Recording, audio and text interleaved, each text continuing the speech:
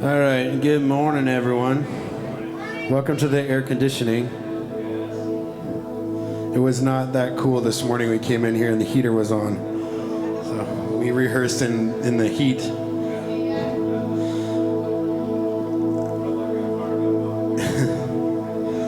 We are just so glad you guys are with us this morning, and we're really excited after the service. And Pastor Russ is going to talk about this, but we're having our first Discover class, and we're just really excited to get to meet you guys a little bit more and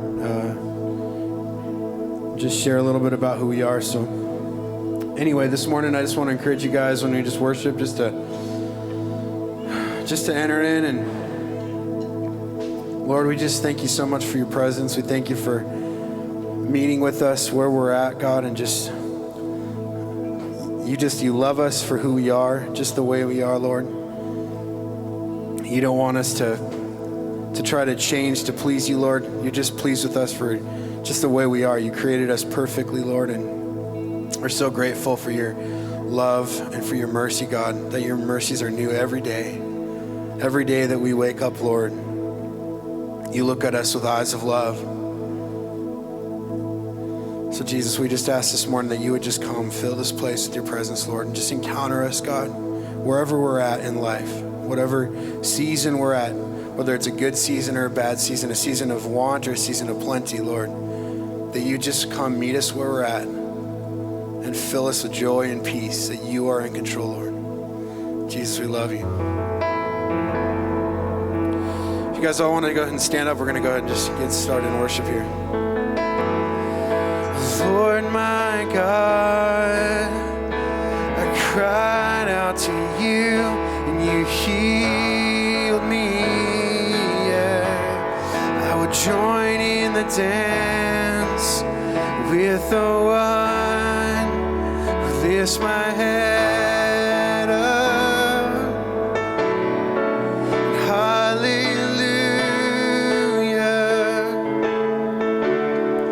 Your goodness surrounds me. You never leave me. My soul is with you forever. Sing praise to the Lord, all you sons of God. Give thanks to his holy name, because his anger may last for a moment, but his favor lasts a lifetime. Sing praise to the Lord, all you sons of God. Give thanks to his holy name. Oh, weeping may last for the night, but your joy comes in the morning. Yeah, yeah. Your joy comes in the morning. Oh,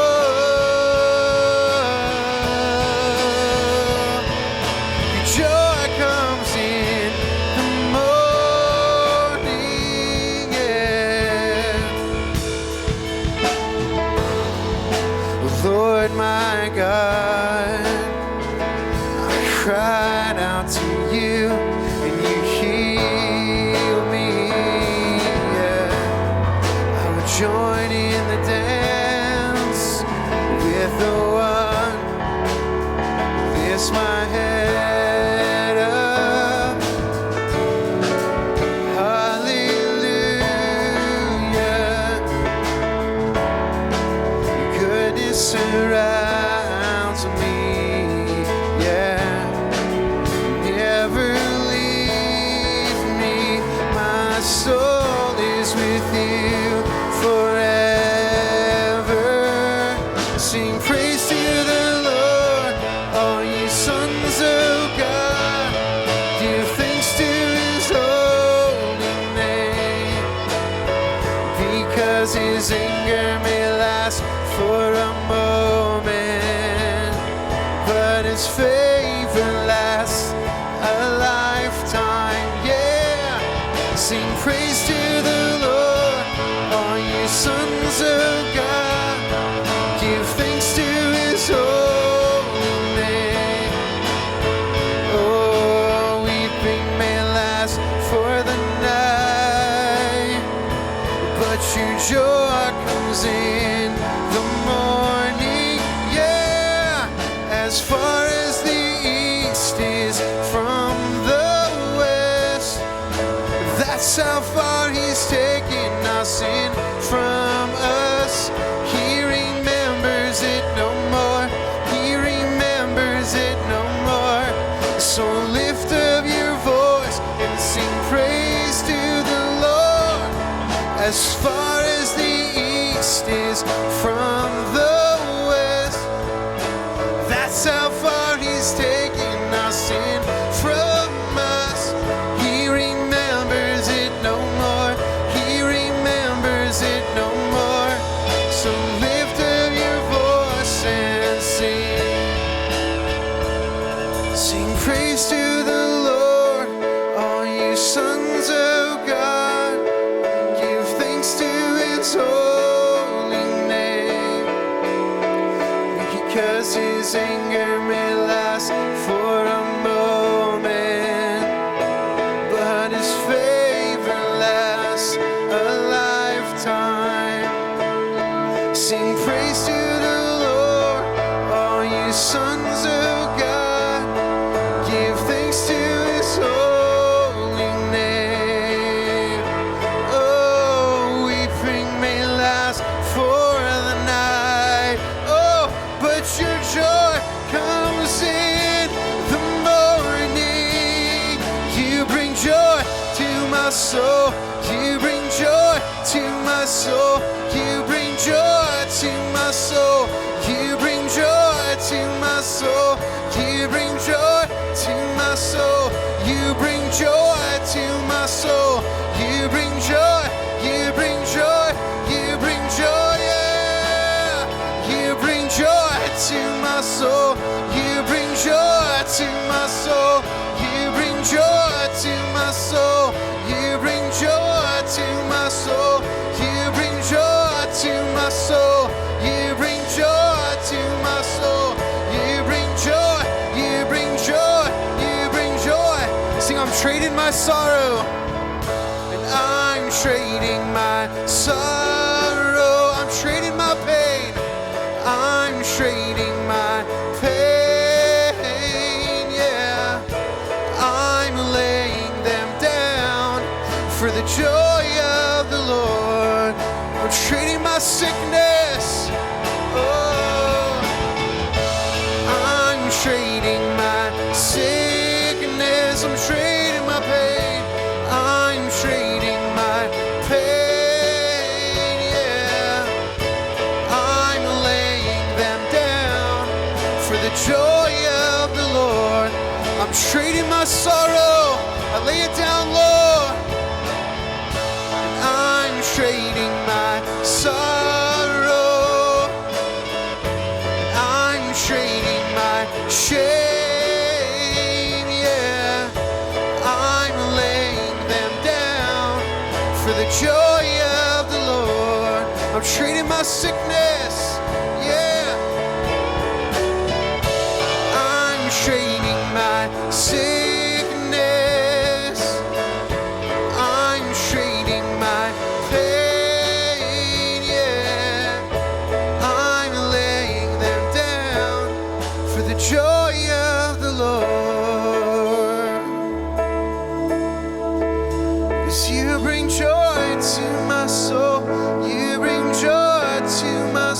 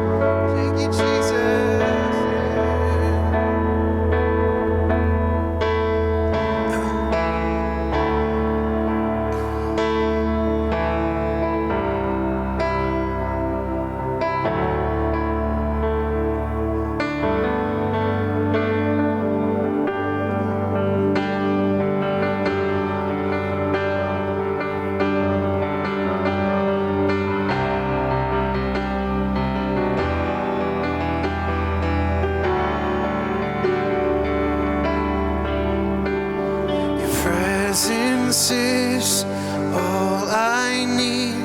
It's all I want. It's all I seek, and without it, there's no meaning. Your presence is all I breathe, the song I sing, the love I need, and without it, I'm not living. And I will exalt you, Lord. I will exalt you, Lord. There is no one like you, God. I will exalt you, Lord. I will exalt you, Lord. There is no one like you, God. Your presence is, it's all I need. It's all I want. It's all I seek, and without it, there's no meaning. Your presence is the air I breathe, the song I sing, the love I need, and without it, I'm not living. I will exalt you, Lord. I will exalt you, Lord. There is no one like you, God. I will exalt you, Lord. I will exalt you, Lord. No other name be lifted high. There will be no one like you, no one beside you. Alone are worthy of all praise. There's no one like you, Jesus. There will be no one like you, no one beside you. Alone are worthy of all praise. There will be no one. There will be no one like you, and no one beside you. Alone are worthy of all praise. I will exalt you, Lord. I will exalt you, Lord. There is no one like you, God. I will exalt you, Lord. I will exalt you,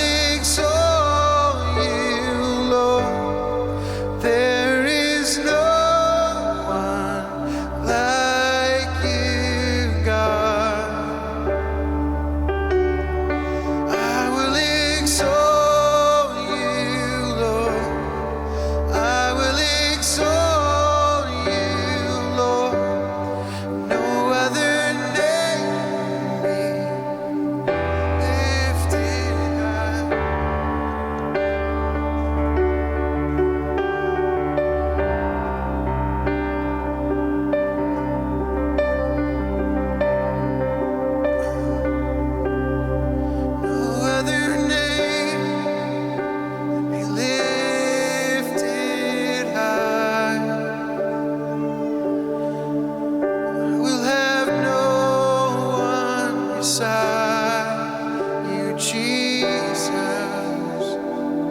'Cause you are holy, God.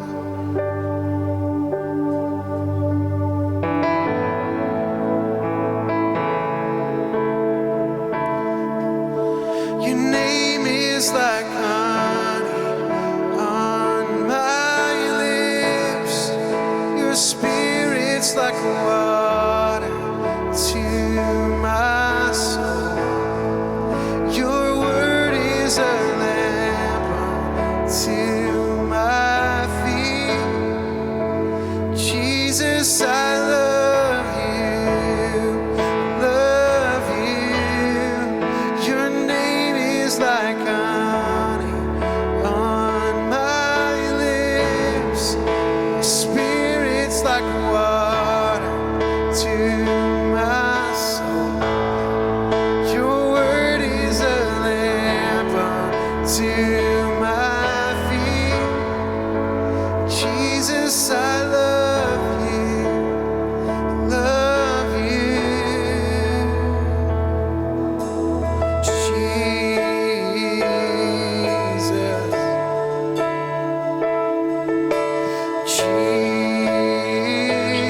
Jesus, Holy and Anointed One, Jesus, Jesus, Jesus, oh Jesus, Jesus, risen and yet risen and exalted One, Jesus. Oh, your name is like honey on my lips. Your spirit's like water to my soul. Your word is a lamp unto my feet. Jesus, I love you. Oh, I love you. Your name is like honey on my lips. Your spirit's like water to my soul. Word is a lamp unto my feet, yeah. Jesus, I love you, love you. Jesus, I love you. Jesus, I love you, love you. Jesus, I love you, love you.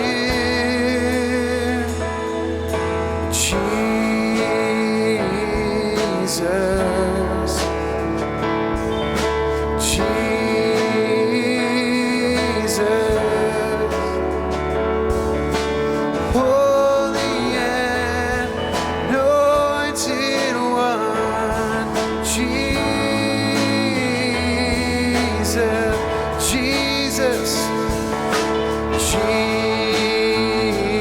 Jesus, oh Jesus, Jesus, risen and yet risen and exalted One, Jesus.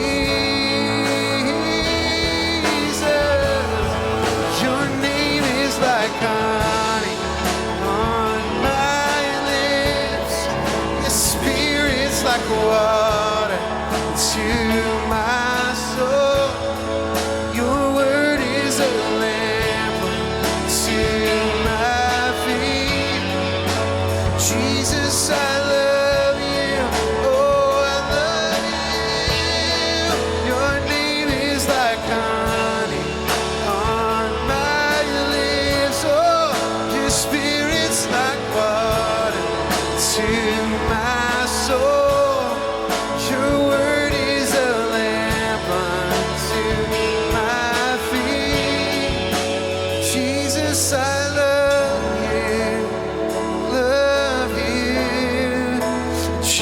Jesus, I love you, love you. Jesus, I love you, love you. Jesus, I love you. Oh, Jesus, I love you. Oh, Jesus, I love you, love you. Jesus, Jesus, I love you. Oh, I love you. Jesus, I love you, love you. Jesus, I love you. Oh, Jesus, I love you. Oh, Jesus, I love you. Oh, Jesus, I love you. Jesus, I love you. Jesus, I love you.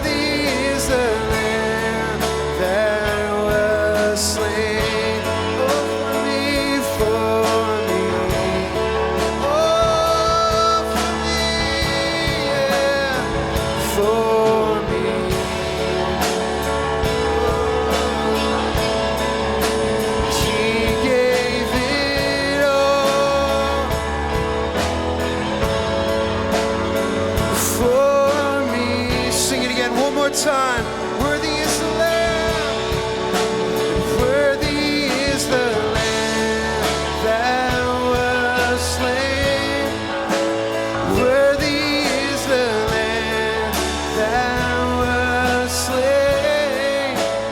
Worthy is the Lamb that was slain for me.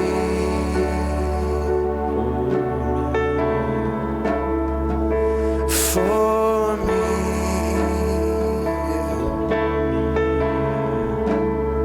He gave it all. In the Bible, there's this great book called Ephesians. The Apostle Paul writes this book, Ephesians,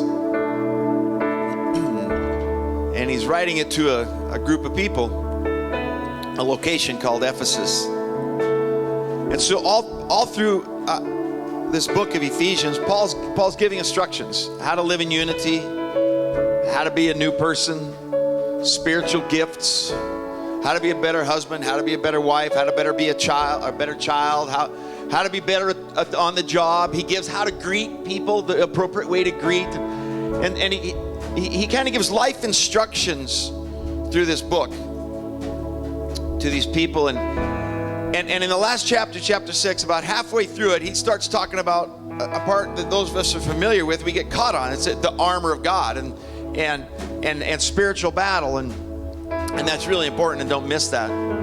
But we miss the very beginning. Before he goes into the armor of God, he makes a statement. In Ephesians chapter 6, right in the middle, he says, "Finally, brethren." Now, I don't know about you, but when someone with the significance of Paul says, "finally," that means, okay, if you haven't listened to anything yet, listen now. That means, of everything I've said, you got to get this. And so he says, "Finally, brethren, be strong." Watch this, because it's life's instruction, all about life, how to do life, how to do life, how to do life. And he says, "Finally, be strong in the Lord." In other words, all the instruction I just gave you, you can't do by yourself. You're not equipped to be a better husband, a better wife, a better child. You're not equipped to live in unity. You're not equipped to walk in spiritual gifts. You're not equipped in how to greet people. You're not equipped in how to walk in true grace. You're not equipped in how to succeed if you do this in your own strength. So he says, finally, stop trying to make Jesus love you in your strength.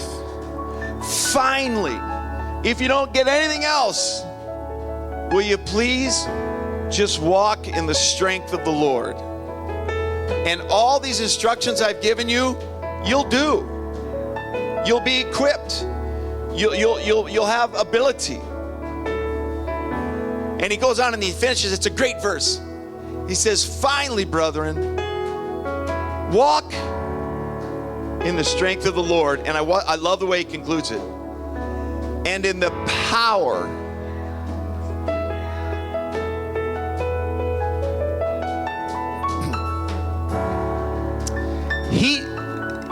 this thing was never written to beat us up and tell us how far we fall short and how we need to do more in order to achieve. No, this was written to show us how to be equipped and empowered to do those things, and it's never been on our own strength. And listen, that's why at Midtown we always take time to worship him and come into his presence and let him love on us, because that's how we get filled up. That's what worship is about. Worship is about getting refueled and filled up so that we can be better husbands, better wives, better children, live in unity, grace, forgiveness, strength, the power of the word, so that we can do those things. I know I'm kind of rambling here, but haven't you ever just run into someone that calls themselves a Christian, but you can tell they're just making it up as they go? And it's just not attractive at all. And it's just, I'm not really drawn to that. But then you meet that one person who they really don't say much, but what comes out is so attractive because they're living in the power in the strength of the Lord and not their own will and testament. So this morning, I just want to encourage you that as we bring our worship to a close, that the reason we worship is because we want to be empowered to live this better life. Even if you don't know if you believe in the Bible, it's a great map of life. It's got a lot of really good answers to the questions we face.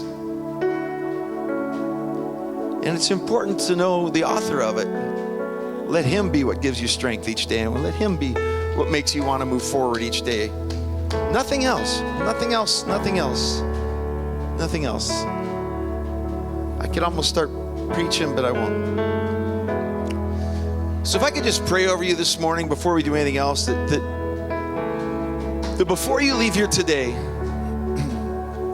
you really will just live in his strength and not your own. That you won't live with your failures defining you or your lack of ability limiting you. That when you leave here today, you finally will live in the strength of the Lord. So Jesus, right now, I thank you that your word is transcendent, generations to culture. There's no limit to how true it is and how much it works in our lives. And I pray today that we'll apply it. We won't just be hearers, we'll be doers. And today we'll be free to live in the power of Jesus and not in some foreign effort or strength. I thank you that you're good and you shine upon us. Lord, for so many of our Midtown family that are traveling today and taking advantage of this summertime, I ask you to bless them and let this be a refreshing weekend for them. Lord, I pray for every life-giving church in Missoula today. I pray for every church that preaches truth today, that you anoint them, you bring favor there, that the spiritual climate of Missoula changes because we spoke truth today across this city, and that we spoke it in a sense of unity, and we spoke it standing in the gap for each other. For every pastor in this city, that you bless them and refresh them, you strengthen them. You just bless our service right here at Midtown. Thank you that you love us. You're an amazing God. I love you, Jesus. Amen. Amen. Will you do me a favor? I know you're seated, but will you stand and just tell someone you're glad they're here? We just love to do that at Midtown. We don't want anyone to ever leave without shaking a hand, getting a hug, enjoying a high five. Just come alongside people right now.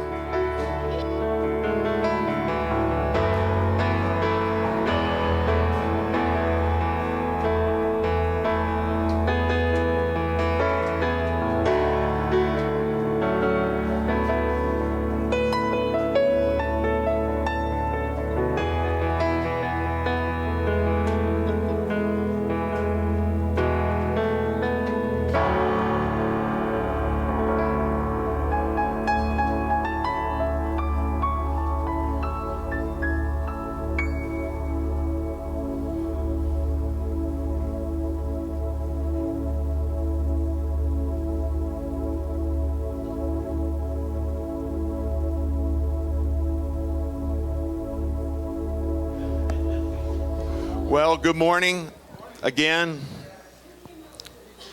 Thank you to the worship team. You guys do an amazing job. Thank you all for being here. It's been a great weekend. We have air conditioning in our building, so if you want to spend the day here, you can.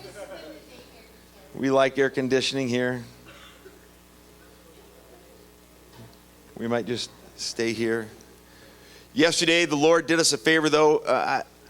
If I could, just take a minute and brag on my family. Pastor Kyle is running in the marathon, and we're going to talk about that a little bit. But the marathon is 26 miles, or give or take.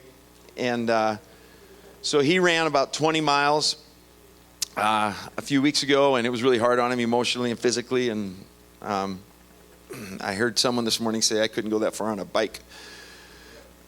So he wanted to get another 20-some miler in before the marathon in 2 weeks, so he recruited his family. So yesterday we all took turns running with him, and I think at the end of the day, Brett, my brother-in-law, my son-in-law, ran 8 miles with him, and Danny ran 6 miles with him, and my other son Brandon ran 8 miles with him, and I put in 9 miles with him, and he ended up running 22 miles. And so the whole Smith family is not moving real fast today.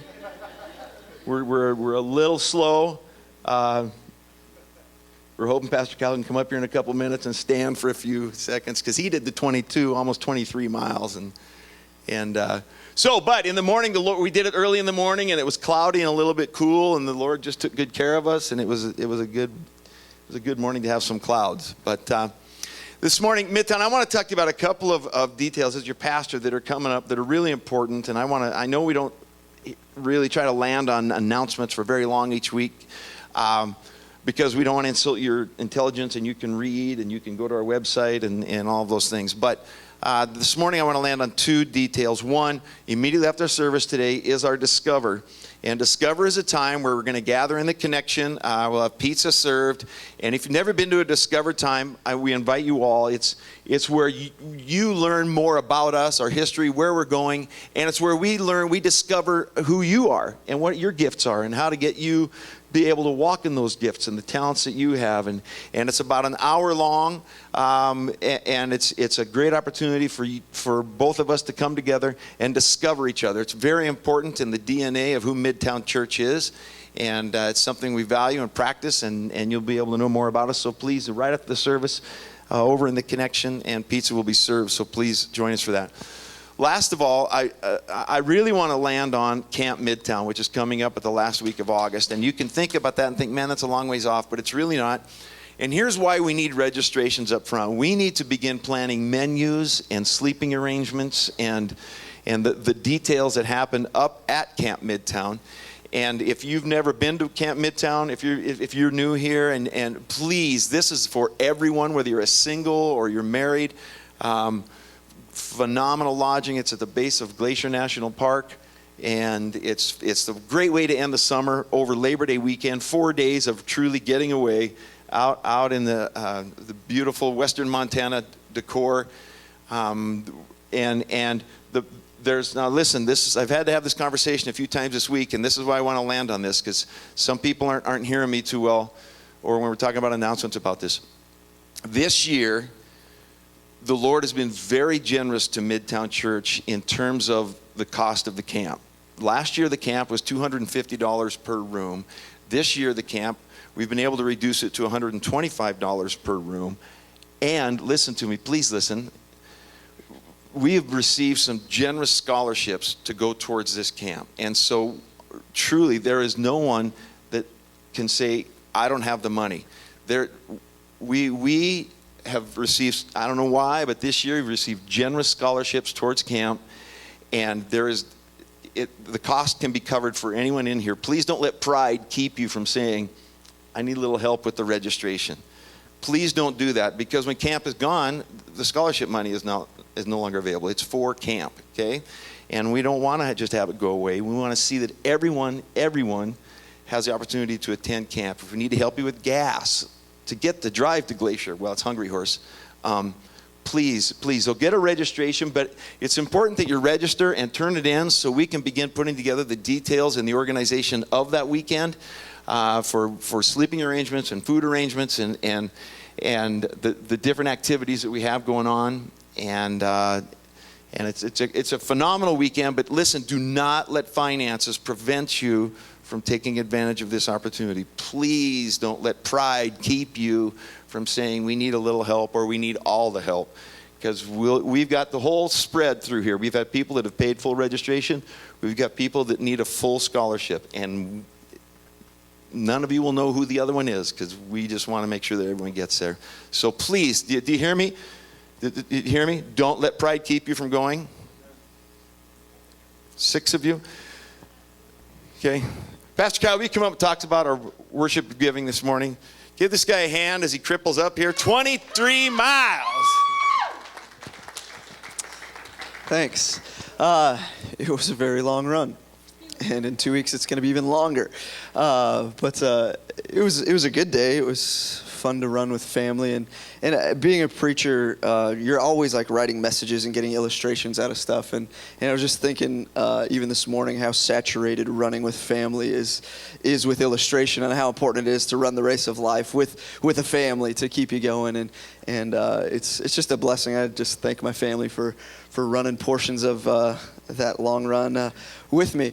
I do want to thank all of you that, again, 2 weeks from today, I'm running the marathon, and I think we're going to talk a little bit more about it in a minute, but raising some support for this child named Ya in Africa that we support financially, $38 a month, and so many of you have already jumped on board, and I just want to thank you for that, and some of you are purchasing merchandise, t-shirts and stuff to help support it, and it just means a ton to me, and I just want to thank you so much for all of that. Some of you might think that it's painful to support by giving financially. I think my family will tell you it's more painful to support by running. So if you don't want to run the next long run with me, maybe you would help out financially. I want to talk to you just for a moment about our giving to God and our tithes and our offerings. And I just want to give you a really simple thought from probably the most famous portion of Scripture in John 3:16. And this is a conversation Jesus is having at night with a skeptical religious leader. And John 3:16 again says, "For God so loved the world that he gave his one and only Son." And what I love about this is that we can see the heart of God in giving us Jesus and giving us salvation and giving us forgiveness and giving us hope, that this giving was not out of obligation or out of he felt pressured into doing something about our sin situation, that his motivation, the foundation of his giving was simply love. That he wasn't pressured or obligated or giving rules or restrictions that forced his hand into giving us the greatest gift of all. It was simply love. And it's our hope and our prayer that we would be a place that helps you see this Jesus, helps you see this love and this grace that's been given to us. And that when we see that kind of love expressed to us, that we would reciprocate that love back to him. That we would understand his grace, we'd understand the hope and the joy that we can possess. And as we fall in love with this God, as we fall in love with this Jesus, love is the foundation of giving. You can't love somebody without this desire to give and to sacrifice and to be involved in what they're doing. So we hope and we pray that not just that you would give, but we hope and we pray that you would fall in love with this Jesus. And as you do that, giving all of a sudden isn't optional. It's a part of how you respond to love in your life. And we would love to see each and every individual in our community, in our city, giving to the church, not because of rules and regulations and pressures, but because they've seen the goodness of who Jesus is, that they have had an encounter with Jesus that's changed them. They've been filled with hope. They've been filled with faith. And the reasonable reaction to that is because of this foundation of love, I must give. And so that's part of the reason why we take an opportunity every week to receive your tithes and your offerings is because we're hoping at least some of you have this love and your response is to give. So once again, we don't want you to give out of obligation, because that's not the example we see from God. We don't want you to give out of rules and religion and regulation, that's what Christians ought to do. We want you to give, but because you love Jesus, but because you've encountered him and experienced him. It's awkward to give and feel pressured into sacrificing for something that you don't know and you don't love and you haven't experienced. So we hope this is a place where you know and you love and you experience Jesus. And the obvious response would be in our giving. This is what God's done for us, and this is how we want to reciprocate to him. Ushers, if you'll come forward, I just want to pray and give us an opportunity to express our love for God. And we do that in many ways, but one way is in our giving this morning. Father, we love you.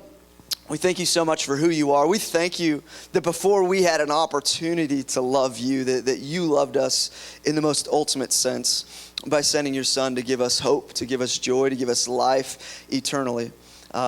We thank you that was nothing we had a chance to earn, that before any of us were ever born, that gift was already given. And we're so grateful. I pray that we would be people that see that look at that get to know that and experience that freedom and that grace and that forgiveness. Because I know that if we see that and we experience who Jesus is, it changes us and how we approach life, and in so many ways, but including our giving. And we pray that this morning, that as we give and as we have this opportunity to fund and finance your church here in Missoula, that we would give not out of obligation, but that we would have a sense of love towards you that motivates us to give back. You're an awesome God. We love you this morning. It's your name we pray. Amen.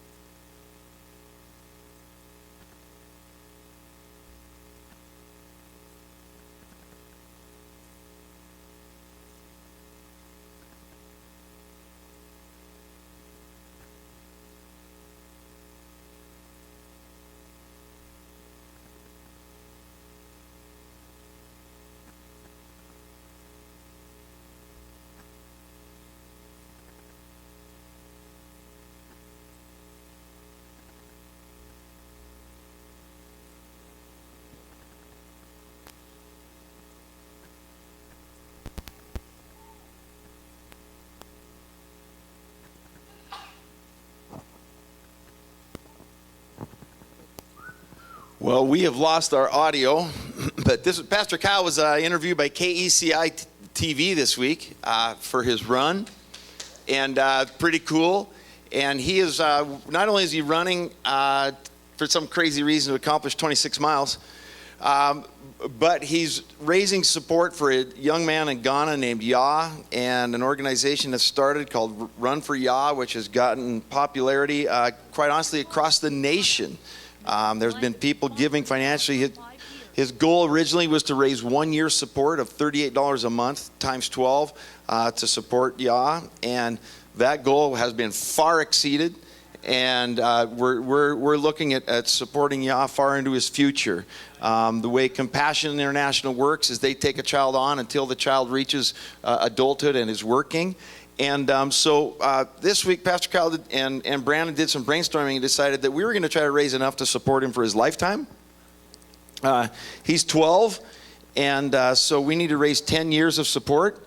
And so, but the Lord has blessed it. As soon as that decision was made, KECI contacted Pastor Kyle, did a spot, and of course, Facebook has taken it to different places we never thought it would happen, and so it's really a cool opportunity. And I just say that, I just say all that, and I want to land on this for a minute. Midtown, I just want you to know that part of our DNA is, and we're really getting more and more dialed in on this, is we will always be an externally driven church. Okay, we love having the nice carpet and the paint, and this is a beautiful building, but this is we're there. We don't need to. We're good. We want to be able to invest outside of here. Okay, we want to be able to give away outside of here, and we will always be an externally given church, and that's why we focus on supporting through Yah. That's why we give to Priority One every month, and today's last Sunday of the month. We're going to remind you about that later. That's why we give to Missoula 316, and that's why we give to the Poverello Center, and that's why we team with local churches. That's why Brandon is on the road today with the Maloney family, serving in 3 different parts of our prison system, bringing worship music and preaching the word in Deer Lodge. Today we have a full team taking and doing that. We will always be an externally driven church, and we have some obligations here. We've done really well financially with stewardship, but we have 2 debts that we need to pay down. And we're believing that's going to happen, and so I just want you to know that we will be deliberate about giving, because we know sowing and reaping pays, and we're gonna see the city changed and different ministries changed, and we're gonna team. That's why in a few weeks, Pastor Kyle is even transitioning to become the pastor of another church in this city, because we will be an externally driven church. Okay. And so sometimes people can get stuck on that and say, boy, I knew if I came you would talk about money. Well, I just want to address that just for a moment. If that is your reason to refuse listening to the life-changing message of Jesus, keep your money. I'm good with that. I would rather you hear about Jesus. Okay? I would rather you hear about Jesus. But we will always be an externally driven church. So there will always be opportunity to give. Are we good with that? I just wanted to address that a little bit, okay? Okay? And I thought I'd start there because I know that today's topic for the word is I'm not going to be a popular guy. So it's okay that a lot of people are gone camping and not here because they'll still like me next week and you may not. We're going to continue our journey through the book of Habakkuk, and it's been a great journey so far. And we're just talking about when God gets it wrong, what do we do with that? And so, listen, Tracy and I and Parker and Preston went on a trip, and I want to take that and bring it and land on today. And here's what I want to tell you. Let me do one more balancing statement. The reason I'm going to bring up an unpopular idea today is not because I want to hurt you or offend you or send you out of here beaten down. It's because I love you. Okay? So it's not often I bring this kind of a message, but today I just know that we need to land on this for a little bit. Tracy and I and the boys went for a trip, and it was a privilege, had just God's favor and some real generous people allow us to be able to go. And we landed in Jamaica, and Tracy and Parker were on 2 airline tickets. And so they landed before us, and Preston and I were on 2 other airline tickets, and we landed about 45 minutes after Tracy and Parker. And years ago, when I went to Togo, Africa with Pastor Kyle, we were robbed, and my passport was robbed. And so while we were over there at the U.S. Embassy, they issued us new passports. And so our passports are, they're still the old style where the picture is glued in. It's not the new kind. They just scan and see who you are. And so I have an old style passport that hasn't expired yet. And so we land in customs in Jamaica. And every time we travel, I have trouble with this, and so I already know. And so we get up to customs, and I give my passport, and my passport says that you have to read like a book. You have to turn the pages and read where the United States government, U.S. Embassy, documented what had happened and why I have this kind of a passport. And so Preston and I walk up to the counter, and the lady behind the counter, either, I don't know if she was not having a good day or just didn't have a good life because she wasn't happy. And so we walk up, and I give her my passport, and I give her Preston's passport, and she does not like my passport. She doesn't like having to read a story of why it doesn't look like everybody else's passport. She doesn't know, she believes that it was purchased. They don't like that photographs are glued in, because you can tear that out and glue in anybody else's photograph. And I'm hearing it, I know. And so then, and Preston, by the way, he's standing by me, and yeah, you know, if you haven't met Preston, he's African American, and he's my son, and so he's standing next to me. But Preston has to pee, so he's acting a little nervous because we just got off an airplane, and he's got to pee, and he's got to pee now. And so he's kind of pacing a little bit. And so the lady asks me, "Who's that?" I said, "Well, that's my son." And I gave her the passport, and she said, "Did you adopt him?" I said, "Yes, I did." Yes, I did. And she said, "Do you have his adoption papers?" I said, "No, I don't." And she said, "Why not?" I said, "Well, because I've had him since he was 3 months old, and he's my son, and I don't even think about that. I don't even think about him being adopted." And so she starts asking him questions. Well, you know, and remember, he's got to pee, so he's like, "Mm-hmm." And so looks a little nervous, and so they take our passports back into this little room and do some kind of an exam on them and bring them back. And the lady stamps our passports, and as she stamps them, she very angrily says, "Don't ever come back without your adoption papers." It's like, I won't. But we landed, and we ended up having a great time. And while we were there, there's just some statements that I caught while we were there. Like one of the statements that you'll hear, we had one of the guys at the hotel, we were asking him some questions, and I was going to go for a run. I wanted to go jogging out into the city we were in, and so Tracy asked him, would it be safe for my husband to go out and run through the city? And his statement was, "Oh yes, tourism is what makes Jamaicans successful." And that was a statement. And then later I had the privilege, I went golfing. I was golfing with a guy, and I was just getting to know life. And he was raising money to pay for his son or his grandson to go to college. And he made this statement. He said, a good education is the only way to be happy. That was his statement. And then we got to know some of the waiters while we were there. And one waiter made this quote to me. She said, having healthy children is all a person needs to feel good about themselves.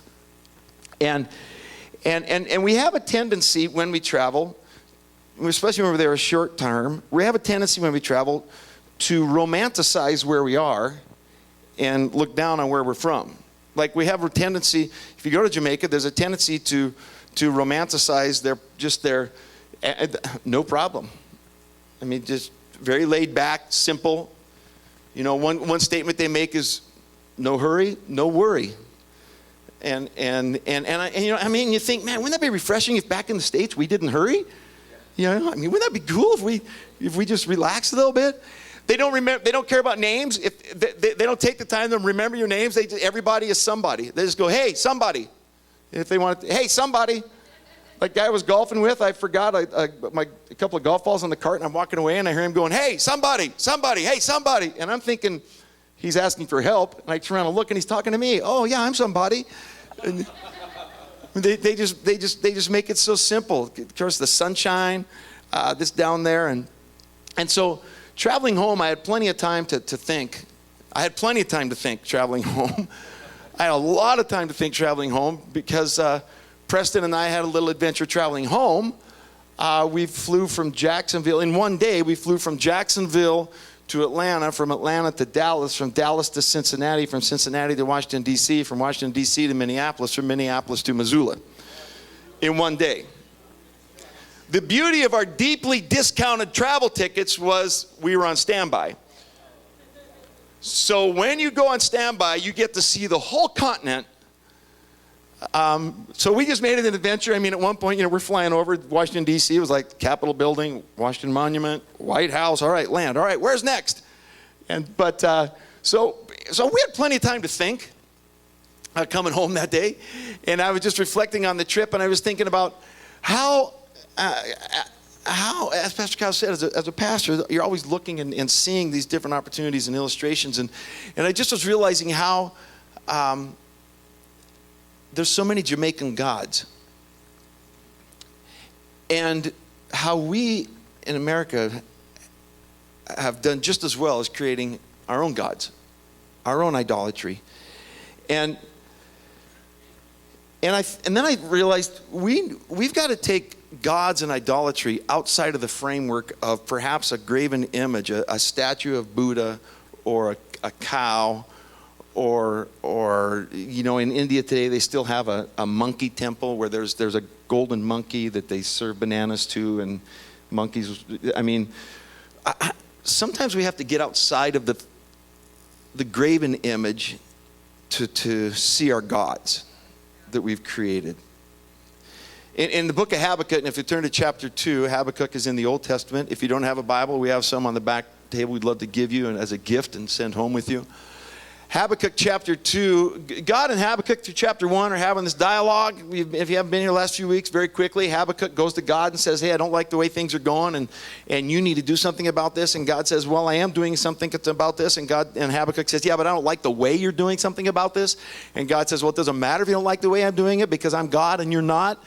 And so Habakkuk says, okay, so then why are, you know, Habakkuk talks himself into a corner. He says, okay, look, so why are you doing it this way? And so God begins to tell Habakkuk why he's bringing judgment on Judah, why he's having this group of people called the Babylonians come in and whip them, this demonic, evil group of people.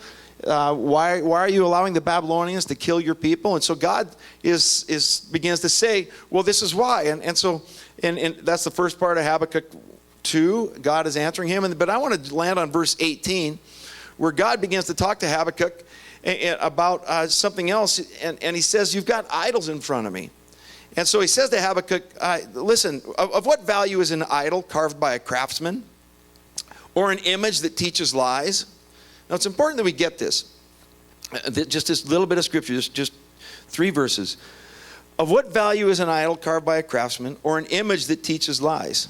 For the one who makes it trusts in his own creation. He makes idols that cannot speak.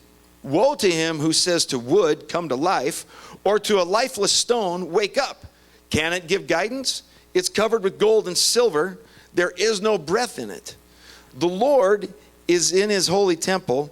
Let the earth be silent before him. Listen, now, just like the Jamaicans, we have created some gods that aren't necessarily graven, that aren't necessarily wood or metal, but still, those idols put us in a place of life that we shouldn't be in. And I'm gonna probably hit some sensitive areas today, just because I feel like this is from the Lord, and I love all of you and want you to succeed. Here's the big idea I want you to get today. I want you to take this big idea today. We are in a relationship with God. We're not in a religion with God. Okay? We're in a relationship with God. We're not in a religion with God. Here's the difference. Religion restricts. Relationships bring liberty. Okay? Religion, there will always be conflict in religion. If you attend Midtown because of a denominational reason, at some point we're going to have a conflict because we're going to interpret denominations and doctrines differently. If you attend Midtown because of relationship and you love Jesus, we're going to always have unity. Does that make sense? Okay. And so the big idea we need to get is that we're in a relationship with God, not a religion with God. And when we fall into the trap of idolatry, we begin building a religion, not a relationship. It's always a trap. I'm going to be real basic today, but I need us to get this. Because see, because we're in a relationship and because God has emotions, those emotions in God come alive in our relationship. See, a healthy relationship is two people pursuing each other. If only one person in a relationship is doing the pursuing, that is religion. That is you pursuing a religion and that same religion not pursuing you. But that's not how it happens with Jesus. Jesus is pursuing every one of us, and that makes it a healthy relationship when we begin to pursue him. And in the pursuit of each other, emotions come into play. The Bible says that he has anger. The Bible says that Jesus wept. I think those two words speak volumes about emotions.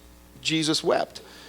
The Bible speaks about God's wrath. The Bible speaks about his grace. The Bible speaks about his joy. The Bible speaks about his strength. So there's emotions, and in any healthy relationship, emotions are part of that relationship. Well, I believe that the one way that we violate God's emotions towards us the most is when we put something in front of him that gets our emotions. Okay? I really believe that idolatry is the root of all evil. Now, had this conversation even this week, and I just want to land on this a minute. The scripture that says the love of money is the root of all evil. Well, let me help you out with that a little bit. Don't get stuck on the word money. That verse is about relationship. It's not about money. It's about love. What you love is the root. Okay, if you love money, it's the root of all evil. If you love health, it's the root of all evil. You following me? That verse is on relationship. I'm talking about relationship. And so when we practice idolatry, we violate the emotions that God has towards us. Are we okay? I know I'm really kind of even doing more of a teaching than a preaching today, but I want us to get this. I really feel like this is important for us to get. I'm only going to land really on two idols today that I really perceive that we have, that I've just been preparing the last few weeks. But I do believe that if I land on these two idols well, it will encompass everything and you'll get what I'm trying to say. I also want to say that today is not 100% comprehensive, and it's certainly going to leave some times for you to go, I have a question. I hope you have those questions, because that means when you leave here, you're thinking about God. Okay? So you might say, man, that wasn't 100% doctrinally sound. You're right. Go work it out with Jesus, and next week we'll talk about something more simple. So the number one God that I really want to that I want to dial in on is the God of self. The God of self. But by and large, I believe self is the number one idol. Because as I said last week, we as man, we love to praise man. We love to elevate man. We love it. I heard it this week. I don't know if you're paying attention. I do, because I don't know why. But NBA draft. A young basketball player, first round. Guy got drafted. He was born in Canada. He's the first non-American drafted number one in the pick. And they're talking about this fantastic basketball player going to the Cleveland Cavaliers, and he's going to make everything. And they use this word. And he has got unlimited potential. No, he's limited. We like to brag about man. We like to think that we are unlimited in our potential. But no, truth is, he's limited. I don't care how high he can jump, how fast he can run, how many baskets he can make. He's limited. But man loves to sing his own praises. We love to sing our own praises. In fact, listen. Here's a little bit of a rub. Even think about this. Even the way that we choose a church. Now, this part right here isn't for you because you're here. So share this part with the people that aren't here. Okay?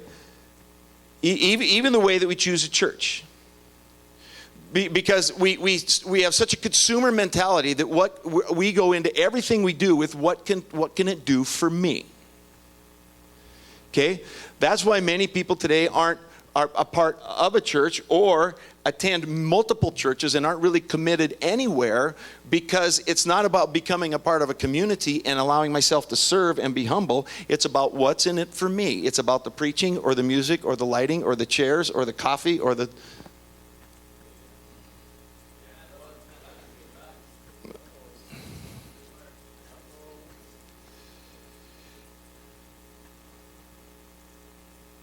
Let me show you how I see idolatry working out in Missoula, just in Missoula. Let me help you feel this today. Missoula, two of the fastest growing businesses or that are being started, fastest new start businesses in Missoula are salons and fitness centers. We want to look good. We want to be more chiseled than the next guy. We want to have the right hair. We want to have the right look. We want to have we want to, if I can make myself bigger, stronger, faster than you, then I can elevate myself and make you, in my book, you're less than me, so I'm elevated. So here I am worshiping an idol. We see it in Missoula. We almost have taken it to the part of Missoula, and look, it's Western Montana. I love it. The sun, the mountains, the rivers. It's beautiful. But we've almost crossed the line of worshiping creation and not the Creator. And we worship creation because of what? Of what it does for me. Isn't this fun today?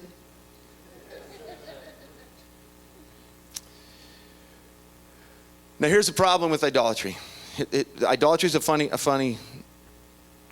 characteristic. Idolatry rarely comes from a morally dark place. It almost always comes from something that's good that we've elevated. Okay? I want you to get that. We make it ultimate. Listen, the Bible would tell you eat right.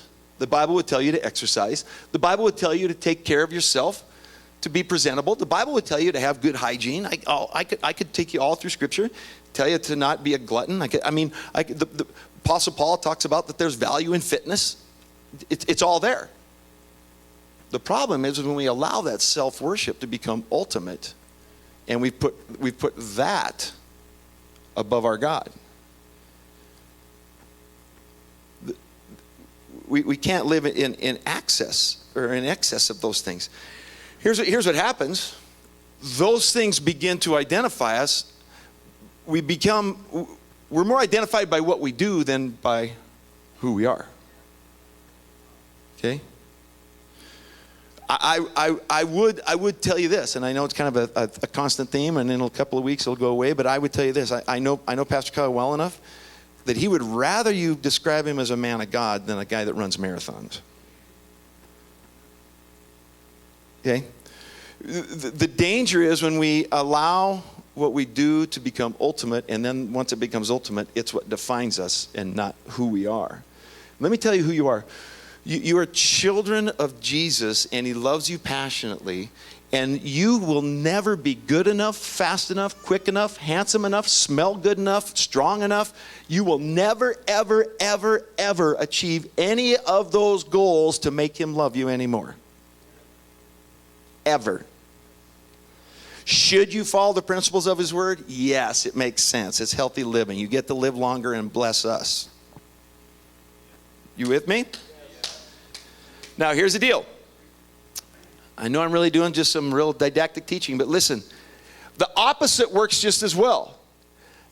If you have the personality or the propensity to degrade yourself and constantly can remind yourself how poor you are and what a loss you are and what a loser you are and how it makes no sense because I'll never succeed anyway, and your past defines you, you are an idol.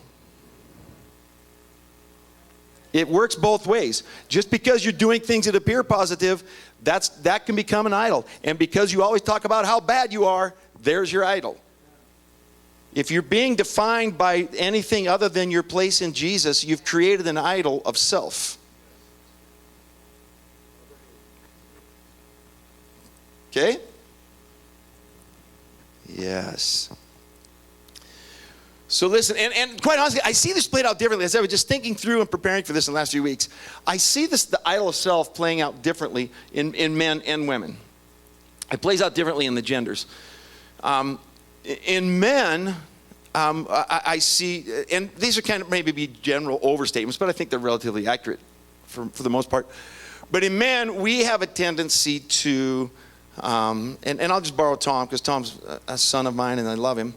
Tom lifts weights and he's huge, and he's crazy.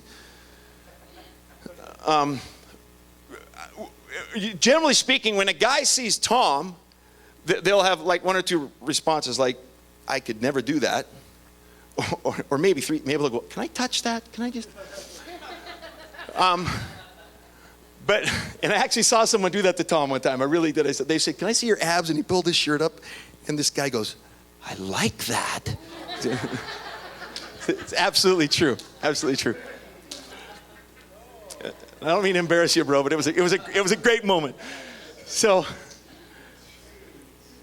But we have a propensity to look at Tom and go and say, "I can do better." There's a thing in men that has to, I can one up that. I can one up that. Where with women, it's a little bit different. It seems in the female that they see someone that is perhaps defines what they should look like, and they begin to defeat themselves. That's why we talk about both the positive and the negative. Self is very crafty, and it doesn't always come from a morally dark place. We need to hold on to that.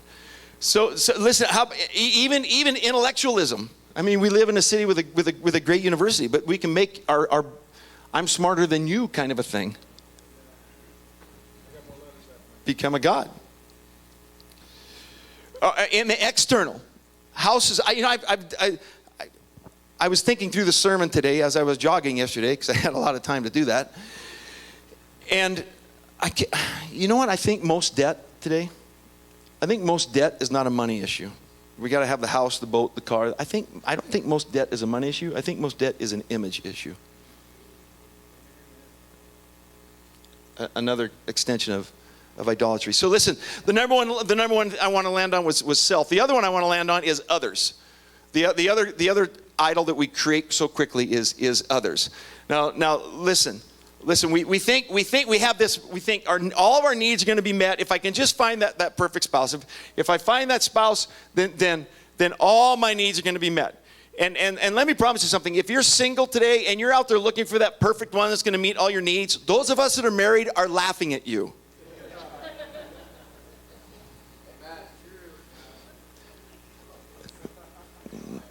Now listen, I know something. I know that more than 50% of relationships today are starting on the internet. I get that. That's a culture we live in. But here's something that I don't really understand about that situation is when the comment is made, okay, I answered 172 characteristic questions, okay, and I found somebody that has the same 172 characteristics. It's like, listen, people don't like you right now, and you found someone just like you?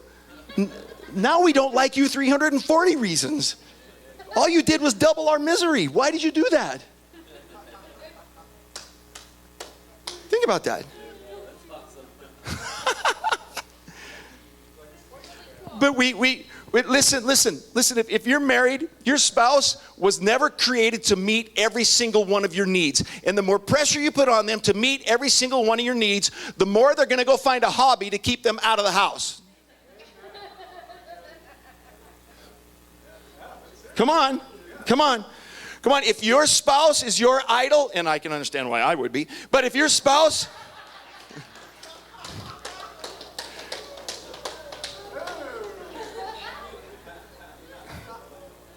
This is true. She called me Lord this week. Yeah. She was in the middle of doing something. I said, Tracy, can you come here? And she goes, oh, Lord. I said, no, that's okay. I'm Russ. It's cool. But if you have a standard or an expectation of anyone making you happy, that's a false expectation, and that person, that relationship has become an idol. Okay? Even, by the way, married people, learn to love your spouse's soul. Have your spouse so in love with Jesus that that's who you see in them, and now you're not always talking about their weaknesses and your strengths. You will always win that battle. Anytime you describe your spouse's weaknesses and your strengths, you will come out on top. So stop that one. And so be in love with your spouse's soul. The other thing we do in relationships is we can fall in love with our kids. We let our kids kind of take over. I see it a lot where children and our children's success being such a priority that we lose the value of Jesus. And we've raised our kids in such a manner that, listen, if your children are your idol, you're going to send out people into culture we don't like. And then when your children go away, and they will go away, if they don't, something's weird, you want them to go away. You may love them, but someday they're going to go away, and then it's going to be you and your spouse, and it's going to be, what do you want to talk about? What do we have in common? Listen, an idol is a good thing that we mistakenly turn into a God thing, by the way.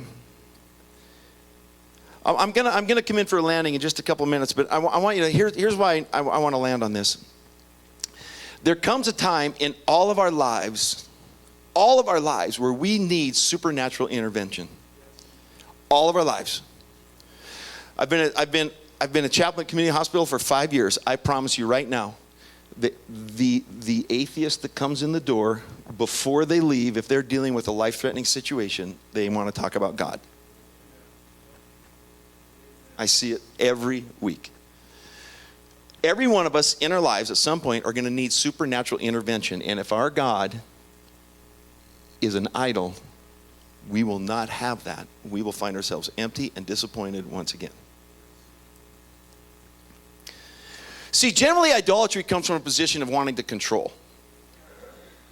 I want to control, so I make you my God. Can I just tell you that you're in far less control of the things you think you're in control of than you think you are? Did that make sense? Here's an example. How's your control over those gas prices going?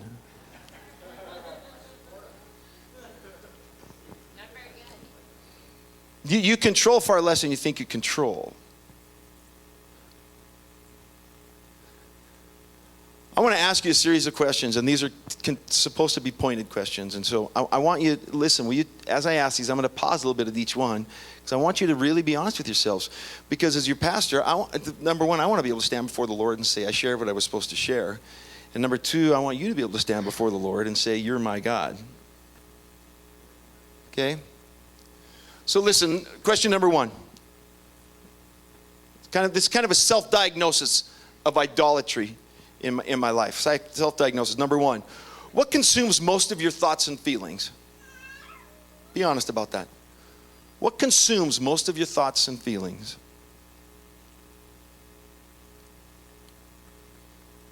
Is it your past? Is it making that great Facebook quote so that you get 400 likes? I mean, think about this. Just got to be real.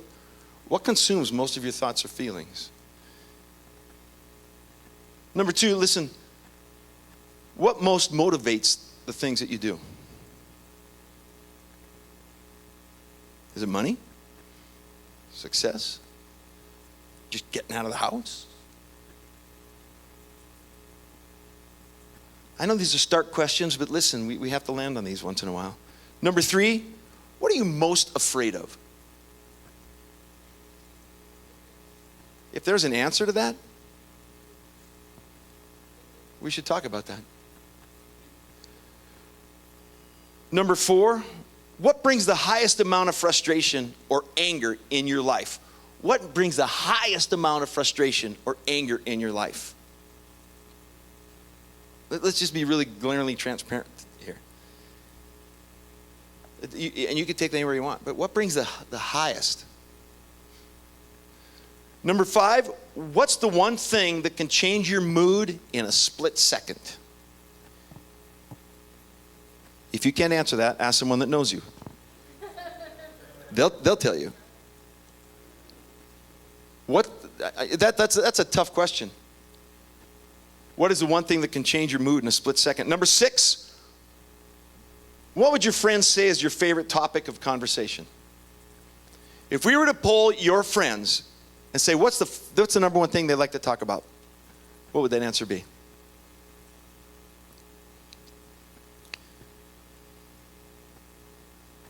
Number 7, what is it that you feel you just can't live without?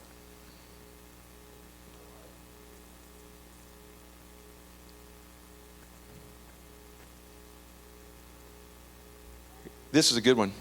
What do you turn to for comfort when you're stressed? What you turn to bring you peace, what you turn to bring you strength, what you turn to bring your sustenance, that's your God. That's your God. If it's an addiction of some kind, if it's another person, if it's going for a run, if it's getting on the internet and thinking about nothing else, what you turn to for your peace, your strength, and your sustenance, that is your God. Number 9, what do you long for or daydream about most often? Now listen, daydreaming is healthy because God gave us an imagination. But what is it that's ultimate? Peter, if you'll come up. Number 10, please land on this. What is the one thing you believe that if God gave it to you, you'd be happy?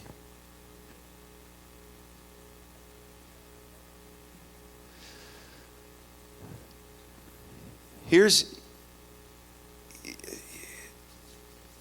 a fear that I have, is that these 10 probing questions today won't last when you leave here.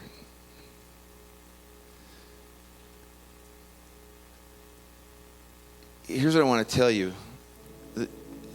Jesus is the answer.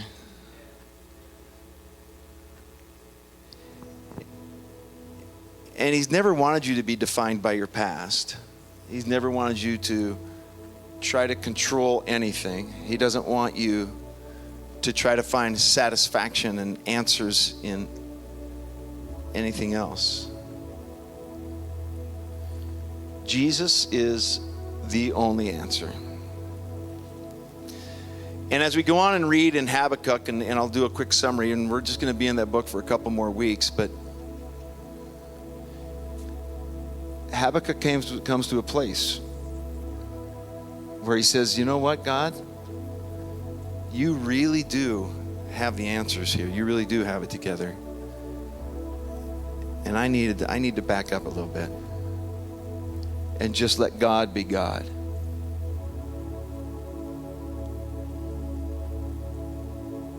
I'm going to ask you to, if you just close your eyes for just a moment, and we're going to conclude in a little different way than what we would do normally. But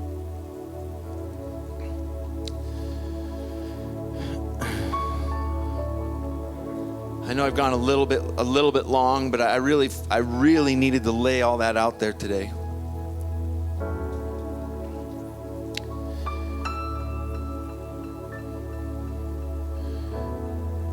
If you answered any one of those 10 questions easily, with sincerity,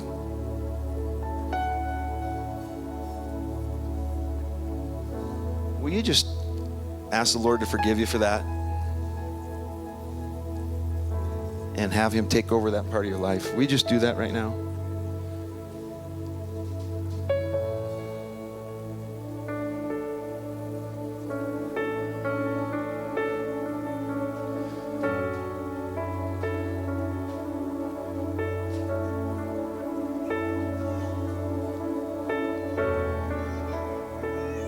Now, I'm hoping that you've landed there. Let me give you one more before we conclude. If you answered one of those questions by thinking about, boy, that's somebody I know, will you ask the Lord to forgive you for that?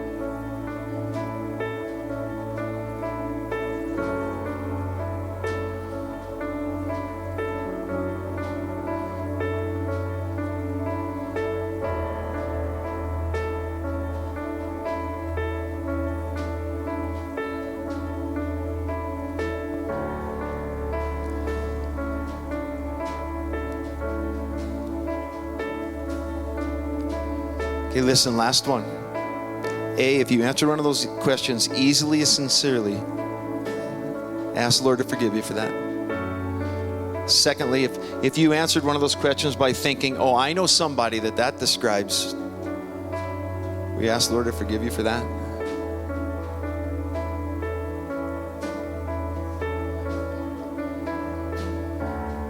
And last of all, will you just, in your heart, in your own words, will you just repeat the Psalm of David out of 51? David said this in Psalm 51, Lord, will you restore to me the joy of being saved?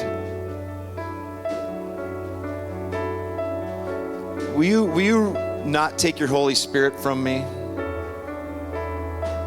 but restore to me the real joy, not the job, not the labor, not the work, not the effort, not the false standard, not the idolatry. Lord, today I just ask you, will you restore the joy of salvation?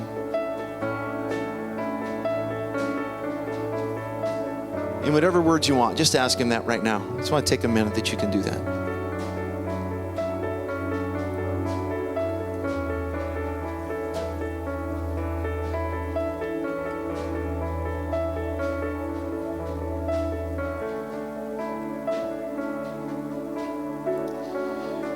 Jesus, I just come before you today and just as myself, not as pastor or speaker, just as Russ.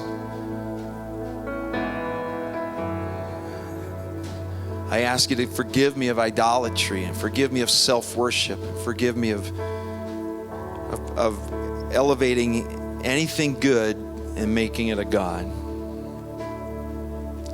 Lord, even in my own life, in those 10 questions, the ones that hit me so square that I've had to be sincere and honest about.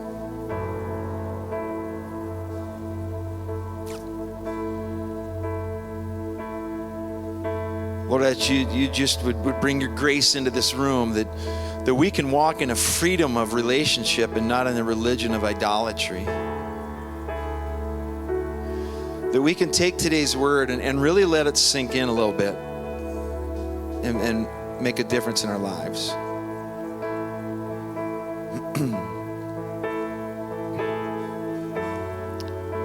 I love you this morning, Lord, and I know that you're always good, and I know that when we come to you with sincerity and humility, you respond.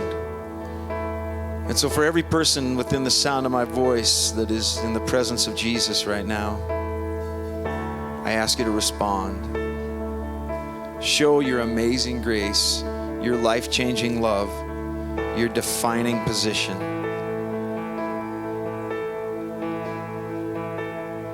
I love you, Jesus, and I love this church. I just want to be honest with them. Bring this before you. In Jesus' name. Amen. Amen. Midtown, you're amazing. I hope you can just take today and feel it. A couple quick reminders. Last Sunday of the month, so as you go, our ushers will be waiting to serve you. We take a second offering that goes straight to missions. Whatever you might have in your pocket, $1, $5, some change, just put it in the buckets as you exit. This is our second offering, and it goes 100% to missions. And then in just a few minutes, we're going to start our Discover over in the Connection. I hope you can hang out and be a part of that. God bless you. I love you all. Thank you for letting me walk through this morning. You're amazing. Have a great week.